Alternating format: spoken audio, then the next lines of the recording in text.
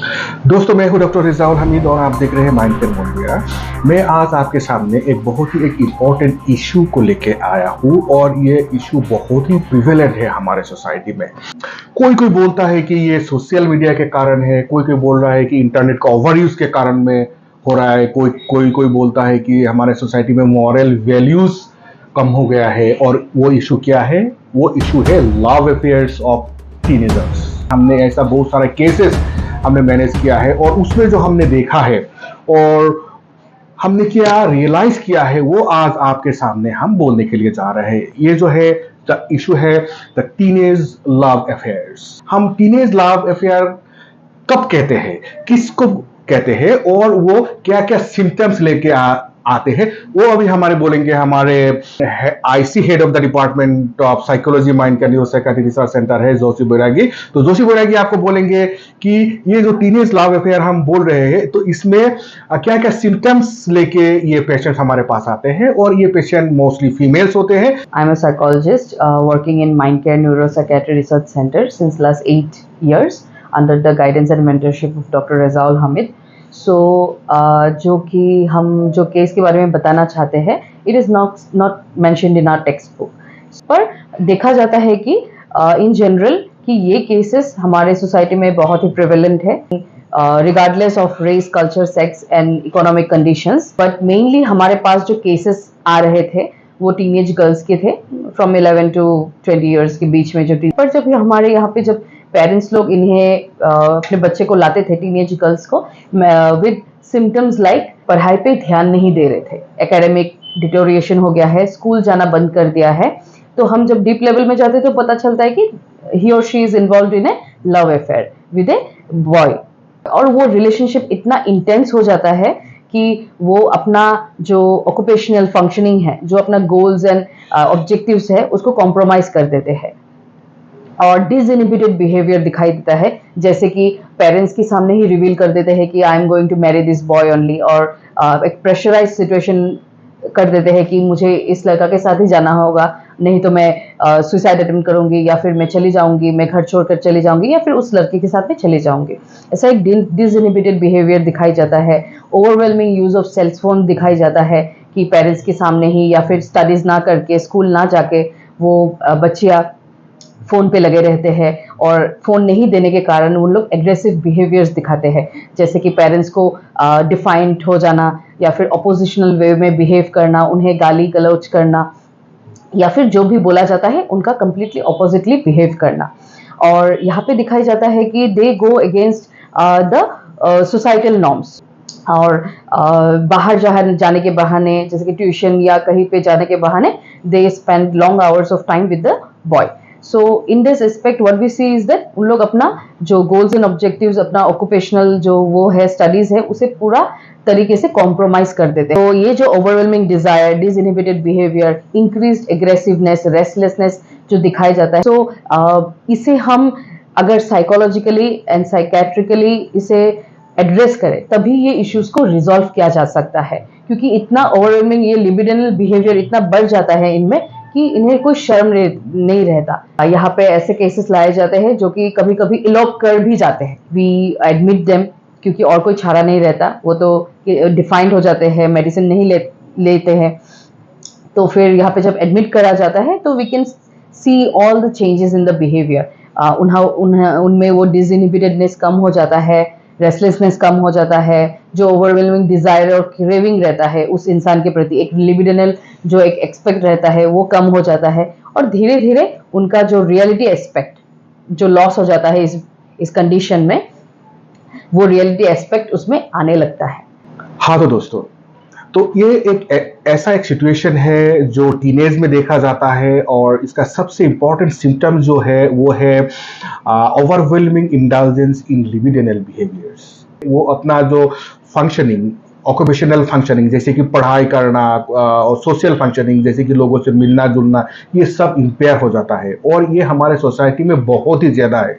और हम दावे के साथ आपको ये बोल रहे हैं कि ये एक मेडिकल कंडीशन है। इसका जो क्राइटेरिया है ना ही हमारे ICD-11 और DSM-5 में 5 का कोई भी क्राइटेरिया इसके साथ मिलता है। पर हंड्रेड्स के ऊपर के तादाद में केसेस हम यहाँ पे मैनेज कर चुके हैं और हमें रिजल्ट मिल चुका है। यहाँ पे ट्रीटमेंट कराने के बाद हमको ये मिला है कि वो जो लिबिडिनल एक्टिविटीज जो वो दिखाती थी, वो डिसइनहिबिटेड एक्टिविटीज जो वो दिखाती थी, वो बंद हो जाता है। वो पेरेंट्स के बात सुनने लगता है और सबसे इंपॉर्टेंट बात, वो पढ़ाई करने लगता है। और वैसा बहुत सारे पेशेंट्स हमारे जो कि पहले इलोप कर चुके हैं, लीगल प्रॉब्लम हो चुके हैं, वो फिर से ठीक होके अपने पेरेंट्स के साथ रह के अपना जिंदगी अच्छी तरह से वो अपने आगे बढ़ाया है। ये सब जो सिचुएशन है, ये सिचुएशन कभी कभी रिलीजियस बाउंड्रीज को वायलेट कर देता है। हमारे सोसाइटी में एक बहुत ही भयानक कुछ सिचुएशंस का क्रिएट करते हैं। और ये हमारे माइंड के न्यूरोसाइकियाट्री रिसर्च सेंटर के जो साइकियाट्रिक सोशल वर्कर है, जो कि सुनैना दास है, जो तो सुनैना दास बोलेंगे इसके ये सब सिचुएशन का साइकियाट्रिक सोशल एस्पेक्ट के बारे में। Hello friends, so I am Sunaina Das. I am working here as a psychiatric social worker in Mindcare Neuropsychiatry Research Center. So today we have seen a case where a family came to us. Their girl has eloped with a boy from another religious community. So basically the thing is we have seen many cases of this love psychosis. So when we call a love psychosis, जब एक लड़की घर में एक लड़के के वजह से, जो एक वेल मैनर्ड वेल बिहेव्ड लड़की है, वो सडनली एक लड़के की वजह से घर में मतलब ऐसे अजीब सा बिहेव करने लगते हैं, पेरेंट्स के साथ झगड़ा करते हैं, एक कन्फ्लिक्ट क्रिएट करते हैं घर में। फिर उसको उस लड़के के अलावा और कुछ भी नहीं दिखाई देता है। वो सेल्फ हार्मिंग बिहेवियर भी उसमें फिर डेवलप करती है, वो सेल्फ हार्म करने लगती है, सुसाइड थ्रेट देती है। और फिर ऐसे भी हमने बहुत सारे केसेस देखे हैं जिसमें लड़कियां फिर अपने कलाई वलाई काट देती है, फिर दाव साव लेके अपने फैमिली मेम्बर्स को थ्रेट करते हैं कि उस लड़के के साथ अगर मुझे नहीं भेजा तो मैं अपने आप को हार्म कर दूंगी या आप लोगों को मार दूंगी। तो जब सडनली एक अच्छे वेल मैनर्ड वेल बिहेव लड़की के मतलब बीच में हम ऐसे कुछ चेंजेस दिखाई देते हैं, तो तभी हमें समझ लेना चाहिए कि that situation is not normal, it's a case of love साइकोसिस। We have to understand that because suddenly एक लड़की में इतना कुछ चेंजेस जो आया है, इट्स नॉट नॉर्मल।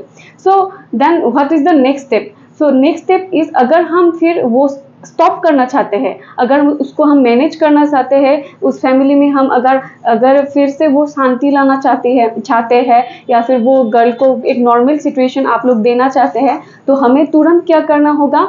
वो लड़की को एक अच्छे साइकियाट्रिक सेटिंग में, एक मेंटल हेल्थ सेटिंग में के पास ले आना होगा, ताकि वो उनके ऊपर थेरेपी, फार्माकोथेरेपी के जरिए उस लड़की में फिर चेंजेस ला सके, एक नॉर्मल लाइफ उसे प्रोवाइड कर सके, ताकि वो फिर से अच्छे से पढ़ाई कर सके या फिर अच्छा जो टीनेज एज है वो एंजॉय कर सके। और वो जो एक मतलब एक वो लड़के के लिए जो मतलब वो उसने अननेचुरल चीज़ें की थी, वो सबसे वो उभर आके पाए।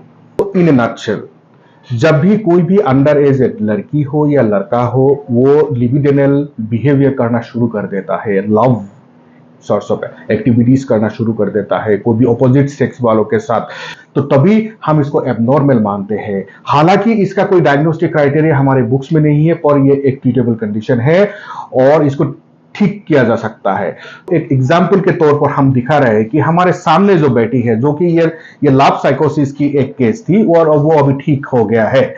तो अभी हम अपने अटेंडेंट को पूछेंगे, अपनी कक्षर अपना ছোৱালী জনীয়ে কেনে কোৱা আগৰ নিচিনা उल्टा पुल्टा कहे निकी, लड़ाटोर कथा कहे निकी न कहे। जैसे कि ये केस हमारे पास आया था, हमने उसको ट्रीटमेंट कराया, हमने उसको एडमिट कराया था, एडमिट करा के ट्रीटमेंट करके उसको एकदम नॉर्मल ये हो गई है। ये अभी दोबारा पढ़ाई शुरू कर दिया है। पहले वो जितना बेशरम हो गई थी, अपने बाप के सामने, अपने माँ के सामने उस लड़के के बारे में बोल रहे थे, उस लड़के को चाहते थे, उस लड़के के साथ फोन में बात करने के लिए पागल जैसे बर्ताव करते थे, वो वैसा अब वो नहीं कर रही, वो कंप्लीटली नॉर्मल हो गई है। ये जो टीनेजर्स लोग जो लव अफेयर्स में इंडल्जेस होते हैं, इंडल्जेस होके अपने कैरियर अपना फैमिली को बर्बाद करते हैं, कोई कोई सुसाइड होते हैं, कोई कोई कभी कभी बहुत मर्डर्स होते हैं, कैओटिक सिचुएशन हो जाता है, इसको मेडिकली एड्रेस किया जा सकता है।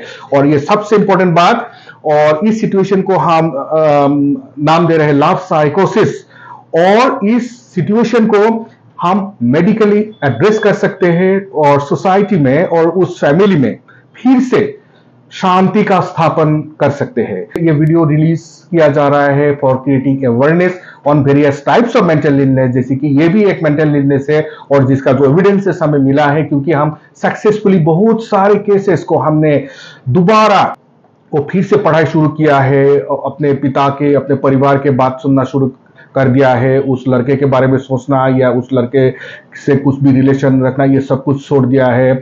और ये बात हमारे सोसाइटी में जानना बहुत ही जरूरी है। हाँ तो दोस्तों, आप अगर ये वीडियो आप अगर YouTube में देख रहे हैं तो आप इसको लाइक और सब्सक्राइब करना मत भूलिए, और साथ ही में जो बेल आइकन है इसको दबाइए, ताकि आपको जब भी हम इस तरह का वीडियो अपलोड करें तो तुरंत आप तक पहुंच जाए। Thank you. जय हिंद।